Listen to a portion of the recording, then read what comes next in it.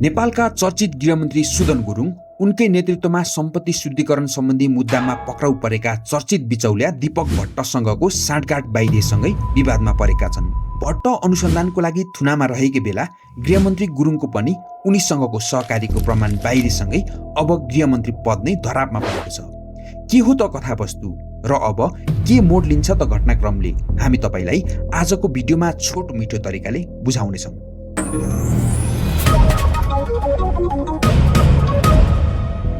झन्डै 2/3 बहुमत सहितको बलियो र आशलाग्दो बालेन सरकारले गृहमन्त्री सुदन गुरुङलाई बनाउँदा प्रायजसो सबै नागरिकलाई सरप्राइज भयो।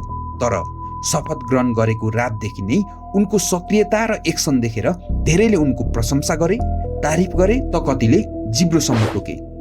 विगतका विवादित उच्च पदस्थ राजनीतिज्ञ तथा व्यवसायीहरूलाई भटाभट पक्रँदै कसैलाई नछाड्ने अभिव्यक्ति दिए पनि उनको यो रफ्तार केही दिनमै मत्थर भएको थियो। हुन सक्छ यसको एउटा कारण उनले पक्रिएका अधिकांश व्यक्तिहरू थुनामुक्त भइसकेका छन्। त्यसो त उनको यस्तो हतारो कदमलाई कतिले अपरिपक्व र प्रतिशोधपूर्ण कार्यको संज्ञा पनि दिएका थिए। यसरी नेपाली राजनीतिमा केही समय अगाडिसम्म गुमनाम रहेका गुरुङ छोटो समयमै सबैले चिन्ने र शक्तिशाली पदमा पुगिरहँदा गृहमन्त्री गुरुङले अहिले भने उनैले पक्रिएका एक विवादित बिचौलिया व्यक्तिसँगको साँठगाँठ बाहिरेपछि आफै विवादमा परेका छन्। उसो त उनी विवादमा परेको यो पहिलो पटक होइन। राजनीतिमा पाइला टेक्नु अगाडि नै जब जेनजी आन्दोलनको जिम्मा आफूले लिएर सञ्चार माध्यममा उनका विभिन्न अभिव्यक्तिहरू आए, ती बेलादेखि नै उनी हाँसोका पात्र समेत बनिसकेका थिए। तर पछिल्लो समय गोर्खाबाट निर्वाचन जितेर गृहमन्त्री भइसकेपछि भने उनलाई विवादले छाडेन। गृहमन्त्री भइसकेपछि प्रधानमन्त्री समेत गरी अन्य मन्त्रीहरूलाई छायामा पार्ने गरी वाहवाही कमाइरहेका बेला जब बालेन सरकारका सबै मन्त्रीहरूले आफ्नो सम्पत्ति सार्वजनिक गरे, तब अधिकांश नेपालीहरूले जिब्रो नै टोके। मन्त्री परिषदमा रहेका एकको होइन, दुईको होइन, सबका सब मन्त्रीहरूको सुन र सम्पत्ति देखेर सबैले जिल खाए। कुनै बेलाको 8-10 तोले मन्त्रीहरूलाई स्वर्ण मन्त्रीमण्डल भन्नेहरू पनि आफ्नै मन्त्री परिषदमा किलोका किलो सुनवालाहरू देखेर आफ्नो पुराना सामाजिक सञ्जालको पोस्ट नै डिलिट गर्न बाध्य भए। यसै सम्पत्तिवालाहरूको लाइनमा थिए गृहमन्त्री गुरुङ पनि। उनले बुझाएको सम्पत्ति विवरण अनुसार उनीसँग 1 किलोभन्दा बढी सुन, 6 किलो चाँदी, लगभग 250 रोपनी जग्गा, 5 करोड जतिको सेयर, 60 लाख जतिको बैंक ब्यालेन्स, आधा करोड जतिको अपार्टमेन्ट सहितका धनी थिए। सामाजिक सञ्जालमा माग भयो सम्पत्ति कमाउन नराम्रो होइन, तर यत्तिकै उमेरमा समाज सेवामा लागेको मान्छेले कसरी यत्रो सम्पत्ति कमायो भनेर। र यसको स्रोत के हो? तर न सरकार न मन्त्री यसलाई उनीहरूले बाल दिएनन्। यस लगत्तै उनको लगानीसँग सम्बन्धित पोखराको फेवाताल किनाराको 20 रोपनी जग्गासँग उसको नाम जोडियो। फेवातालको मापदण्डभित्र पर्ने उक्त जग्गाको विषय पनि यताउता गर्दै ओझेलमा पर्यो।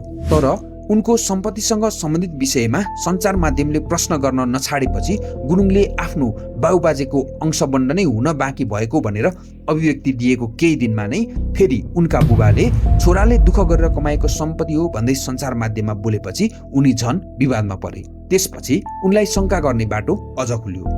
तर ती शङ्का गर्ने बाटोहरूलाई अझ बलियो त्यति बेला बनाइदियो कि उनकै नेतृत्वमा सम्पत्ति शुद्धिकरणको आरोपमा पक्राउ परेका विवादित व्यक्ति चर्चित बिचौलिया दीपक भट्टसँग उनको लघु बीमा कम्पनीमा 25 लाख रुपियाँ बराबरको संस्थापक सेयर रहेको प्रमाण बाहिरियो। तर सबैभन्दा ठुलो विषय उक्त 25 लाख रुपियाँ बराबरको सेयर उनले केही दिन अगाडि मात्र बुझाएको सम्पत्ति विवरणमा देखाएको थिएन।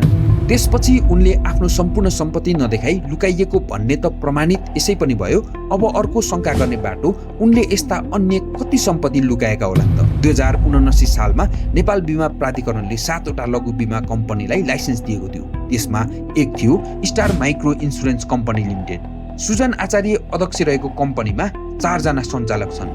4 जना मध्ये एक हुन् दीपक भट्टकै स्वामित्वमा रहेको इन्फिनिटी होल्डिङकी कर्मचारी रजनी वज्राचारी। दीपक भट्ट शङ्कास्पद कारोबारमा मुछिएका शङ्कर समूहको स्वामित्वमा रहेको जगदम्बा होल्डिङको पनि यस कम्पनीमा रु 25 लाख रुपियाँ बराबरको सेयर लगानी रहेको खुलेको छ भने गृहमन्त्री गुरुङको पनि रु 25 लाख बराबरकै सेयर लगानी रहेको खुलेको छ। लगानीकर्ताको 49औं नम्बरमा रहेको उनको स्थायी ठेगाना चुङनुमरी गाउँपालिका 2 गोरखा र बाबुको नाम दिलबहादुर गुरुङ रहेको छ, जुन उनले बुझाएको सम्पत्ति विवरण अनुसारमा मिलेको छ। यसका लागि कि त उनले चित्तबुझ्दो प्रमाण सहितको स्पष्टीकरण दिनुपर्ने हुन्छ कि त नैतिकताको आधारमा अनुसन्धानको लागि राजीनामा दिनुपर्ने हुन्छ। अन्यथा पार्टीले नै उनलाई गृहमन्त्रीबाट हटाउने ठूलो सम्भावना रहेको छ।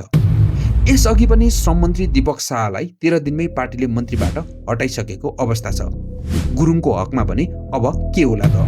अब गृहमन्त्री को बन्ला त?